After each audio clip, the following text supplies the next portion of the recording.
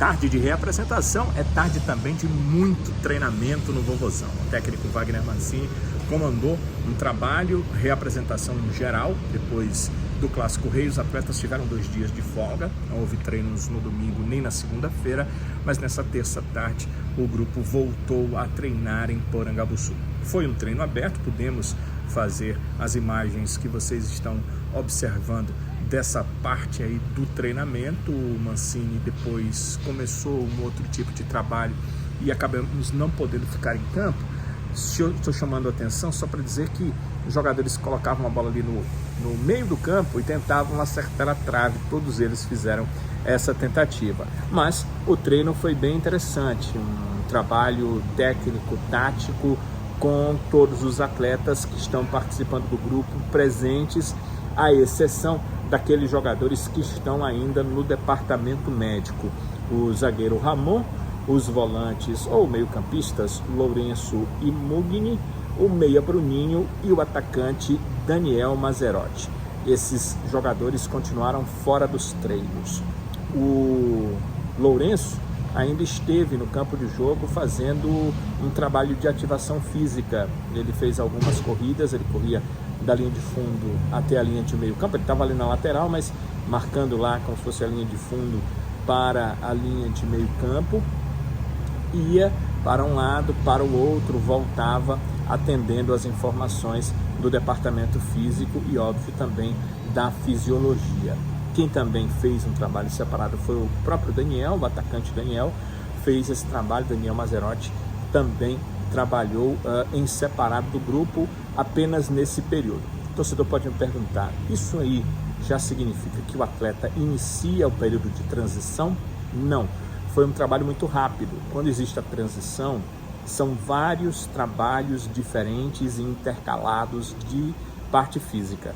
O jogador corre, ele faz corrida com bola, ele faz corrida driblando cones, para entender se a musculatura física está ok. Ele faz esse tipo de corrida girando em torno de cones, exatamente para ver como é a resposta na questão das contusões e se ele já está apto a voltar aos treinos normais, onde ele vai ter que fazer normalmente esse tipo de coisa nos trabalhos de campo. Mas esses trabalhos foram só de corrida em linha reta, tanto para o Lourenço quanto para o Daniel. Então, acho que a tendência natural é de que eles estão fazendo um trabalho apenas de ativação física. Essa ativação física, já me explicaram os médicos e o pessoal da fisiologia, serve para 2 coisas. Primeiro, como o nome diz, ativar fisicamente o jogador que está há muito tempo em tratamento, ou que seja pouco tempo, mas está em tratamento e precisa dessa ativação. E segundo, é uma avaliação, porque se esse atleta passa pela ativação física sem ter mais nenhum tipo de dor, se não há mais nenhum incômodo no local da contusão, ele pode seguir os passos normais de um momento em que está no departamento médico já saindo, ou seja, daqui a pouco ele já vai para a transição, ele já está mais próximo de ficar ok para a transição e depois para os treinos normais. Mas, como eu disse, isso aconteceu com o Lourenço e também com o Daniel.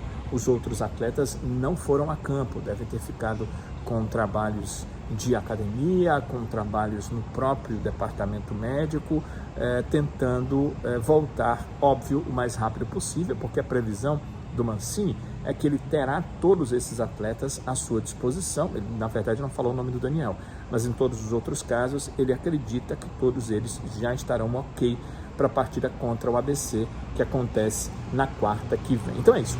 O Lourenço deu uma corridinha em campo. Também aconteceu isso com o Daniel, mas Mugni, Ramon, Bruninho, esses jogadores não estiveram em campo, eles seguem ali no departamento médico do Ceará fazendo o tratamento. Essa palavra que eu estava esquecendo, né? Se eles não foram a campo, eles estão ou fazendo alguma coisa na academia ou estão continuando, seguindo o tratamento com o departamento médico do Ceará. O torcedor me pergunta sobre os novatos. O Jean Irmer hoje concedeu a sua primeira entrevista coletiva, estava normalmente no campo, fez parte do treinamento normalmente, é o 13º jogador entre contratados à disposição do técnico Wagner Mancini, e o Rafael Ramos também participou normalmente do trabalho aqui no Vovozão. Então, os jogadores que vão chegando vão ficando à disposição.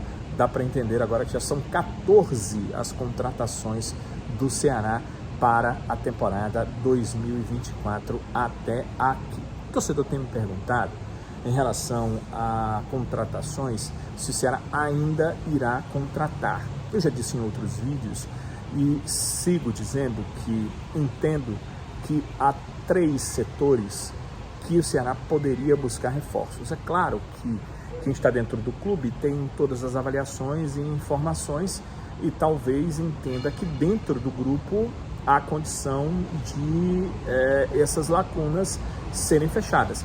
Mas, a princípio, o que é que eu penso? Eu penso que o Ceará deveria ser interessante contratar mais um meia, porque eu entendo que é um setor que hoje não tem um dono da posição.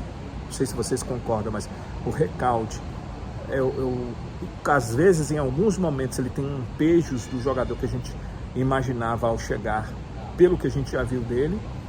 Em outros momentos, ele comete alguns equívocos. Outra coisa, não consegue jogar 90 minutos. E eu acho que a rotação dele em relação ao restante do grupo não é o que deveria. Então, tem o Bruninho, mas o Bruninho teve a contusão. Eu acho que só 2 meias, realmente meias, no elenco é um número pequeno. Então, eu acho que contratação, se tem um setor que necessita, a meia. Não é a prioridade, vou chegar lá no que eu acho que é a prioridade. Para a zaga, eu também entendo que será precisa de mais um jogador. Vide que Ramon estava contundido, a equipe tinha em campo o Matheus e o David Ricardo, é claro, estou falando do zagueiro, né, do Matheus Felipe, e o David Ricardo. Quando houve a expulsão do Matheus, se colocou o Lucas Ribeiro, que não demonstrou estar, pelo menos nesse jogo, no mesmo nível do Matheus Felipe. Então, eu acredito que o Ceará mereceria ter mais um zagueiro para que tivesse outra opção, mais uma opção para o técnico Wagner Mancini. E aí o que eu entendo que é a prioridade é o ataque pelo setor direito. É porque até agora, na minha opinião, é claro que eu vou levar em consideração a opinião de vocês que comentam aqui conosco nos nossos vídeos. Mas, na minha opinião, o Facundo Castro ainda não mostrou ser o dono da posição. Ou seja, ele não chegou dizendo, olha, sou o dono do ataque pela direita. Claro que ninguém é dono de nada, é forma de dizer, mas eu não vejo isso. E quem tem entrado no lugar dele, que é o Janderson, prefere muito mais jogar pela esquerda, e a gente sabe que o Janderson não vive um grande momento no Ceará desde o ano passado. Ele até chegou muito bem, vivendo um bom momento no Ceará, mas depois disso não conseguiu viver esse grande momento no Vovô. Então, eu entendo, eu acredito que a prioridade era um atacante pela direita. E vou deixar clara a minha opinião. O Ceará, quando formou o elenco, ele formou o elenco para ter o Barleta na ponta direita. Ele não tem o Barleta, porque já houve o acordo, o jogador está deixando o clube. E ele precisa de um outro jogador para esse setor. Mas essa, é óbvio, é a minha opinião. E por que eu estou pensando nessa contratação agora? Porque a próxima janela de transferências, ela só vai se dar no dia 10 de julho. E dia 10 de julho, já estamos no meio da Série B.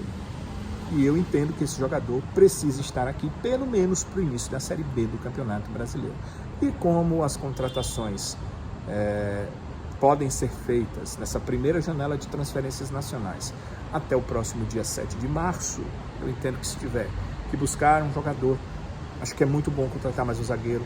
Eu entendo que é importante contratar um meia, mas o atacante eu entendo que é a prioridade número 1. Se eu tivesse que definir na linha de prioridades, no meu ponto de vista, a primeira seria atacante pela direita, de preferência canhoto, um meia e um zagueiro. Essa é a minha linha, mas se fosse possível, entendo que o Ceará deveria contratar os 3. Agora vamos pensar em próximos jogos do Ceará. Copa do Nordeste. O Ceará tem 2 jogos importantíssimos pela frente. primeiro vai enfrentar a equipe do ABC. Vejam só aí, é o próximo adversário do Ceará, quarta-feira. O jogo é no Castelão e eu gostei demais do que o Jean Irmer falou. Precisa o Ceará mostrar que é o dono da casa e quem que vier aqui não terá facilidades para vencer a partida. Então, entendo que o Ceará precisa vencer o jogo, não imaginem que será um jogo fácil, não é. O ABC é de um estado pertinho, tem muito conhecimento do Ceará, é um time extremamente tradicional, acostumado a enfrentar o Ceará no Castelão, então não será um jogo fácil como alguns podem imaginar, mas o Ceará precisa vencer, marcar os 3 pontos, melhorar sua classificação, hoje é só o 4º na Copa do Nordeste, e ir também com mais moral para a partida seguinte, que será contra o Bahia. Vejam só, a equipe baiana será adversária do Ceará na 5ª rodada da Copa do Nordeste. Talvez o principal time do Nordeste na atualidade, um investimento incrivelmente grande, financeiramente falando, e tecnicamente olhando para o time. Olha esse meio campo que o Bahia montou. Então, a equipe do Bahia é uma das equipes mais fortes e poderosas do Brasil e certamente é a de maior investimento no Nordeste e a favorita para ganhar essa Copa do Nordeste. Então, o Ceará, jogando em casa, precisa encarar de frente esse Bahia e, se possível, vencer a partida, porque são 2 jogos interessantíssimos, obviamente, mas importantíssimos também para a equipe do Ceará, porque depois disso, o Ceará terá mais 2 jogos pela Copa do Nordeste. Ainda vai enfrentar o 13 e o Fortaleza, só que se o Ceará conseguir essas 2 vitórias, ele pode focar muito mais nas semifinais do Campeonato Cearense, e elas são importantíssimas. Você precisa chegar à final, você precisa passar pelas semifinais. Então, imagina, o Ceará vai enfrentar ou o Ferroviário ou o Iguatu, que eu entendo que brigam pela 3ª força do Campeonato Cearense. Então, o Ceará veio a calhar que no grupo dele tem os times mais difíceis depois de Ceará e Fortaleza, no meu ponto de vista. Então o Ceará precisa enfrentar uma dessas 2 equipes e vai precisar em 2 jogos chegar à final do estadual. Ou seja, vencer na Copa do Nordeste, ficar bem na competição em relação à pontuação, dá ao Ceará essa tranquilidade de focar mais nas semifinais do Campeonato Cearense e nos jogos contra 13 e Fortaleza. Fortaleza é a parte porque é um jogo à parte e é o Clássico Rei. Mas principalmente a partida contra o 13, o Ceará pode até colocar uma equipe alternativa. Vai tentar vencer o jogo, obviamente, mas pode até colocar uma equipe alternativa, porque ali não estará mais em disputa tanto a classificação, estará mais em disputa a colocação do Ceará dentro dessa classificação. Se o Ceará vencer os 2 jogos, ABC, Bahia, ele estará já praticamente classificado, dependendo de outros resultados, até se classificará, e aí definirá só qual será a sua posição na tábua de classificação dessa Copa do Nordeste. Porque não se engane, é claro que o torcedor quer que o Ceará conquiste o Campeonato Cearense. Afinal, já são 5 anos sem essa conquista. Obviamente, o torcedor quer barrar a possibilidade do Fortaleza chegar a um 6º título consecutivo, sem dúvida nenhuma. Mas a Copa do Nordeste também demonstra uma extrema hegemonia no nosso Nordeste, na nossa região. Há 15 anos atrás, o Ceará não tinha nenhum título de Copa do Nordeste. Eis que, nesse novo formato, o Ceará cresceu e já tem 3 títulos na competição. Imagina ganhar um 4º título e aí começar a brigar com os grandões pela hegemonia de títulos dessa competição nordestina. Então, é muito bom ter o cearense, mas eu concordo com o que o Mancini disse quando afirmou: queremos o Campeonato Cearense, mas queremos também a Copa do Nordeste. O técnico Wagner Mancini está 100% coberto de razão e o Ceará, como grande que é, precisa fazer o possível para ficar bem numa competição, mas na outra também. A gente se encontra, amigas, amigos, aqui nos vídeos do nosso canal e, por favor, aceitem o meu pedido, deem um like, deixem o seu like, ele é muito, muito importante. E também as suas recomendações para amigos, amigas que possam querer acompanhar os nossos vídeos aqui no canal. É também interessante que você se inscreva, ative as notificações para que nos próximos vídeos você seja um dos primeiros a estar com a gente. Seus comentários são sempre levados em consideração e sempre que possível a gente tenta implementar algumas coisas que os nossos amigos e amigas têm pedido através dos comentários. Um abraço, galera, e a gente volta num próximo vídeo com informações do Ceará. Valeu!